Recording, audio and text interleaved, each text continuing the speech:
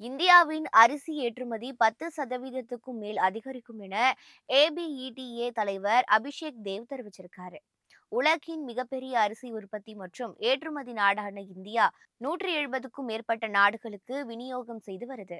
2024 முதல் 25 நிதியாண்டில் இந்தியா 2 கோடி டன் அரிசியை 1295 கோடி டாலர் மதிப்பில் 172க்கும் மேற்பட்ட நாடுகளுக்கு ஏற்றுமதி செய்து. இந்திய அரிசி ஏற்றுமதியாளர்கள் கூட்டமைப்பு வெளியிட்டுள்ள புள்ளி விவரங்களின்படி, கடந்த செப்டம்பர் மாதம் அரிசி மற்றும் 33% உயர்ந்து 92 கோடி அமெரிக்க டாலராகவும், ஏப்ரல் முதல் செப்டம்பர் காலகட்டத்தில் அது 10% உயர்ந்து 563 கோடி டாலராகவும் உயர்ந்துள்ளதுன்னு தெரிவிக்கப்பட்டிருக்கு.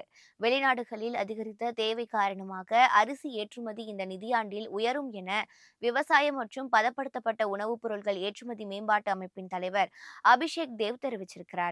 தற்போது இந்தியாவிடமிருந்து மிக குறைந்த அளவு அரிசி வாங்கும் பிலிப்பைன்ஸ் உள்ளிட்ட 26 நாடுகளில் அரிசி ஏற்றுமதியை ஊக்குவிக்க வர்த்தக குழு அனுப்பப்படும் என அவர் தெரிவிச்சிருக்காரு.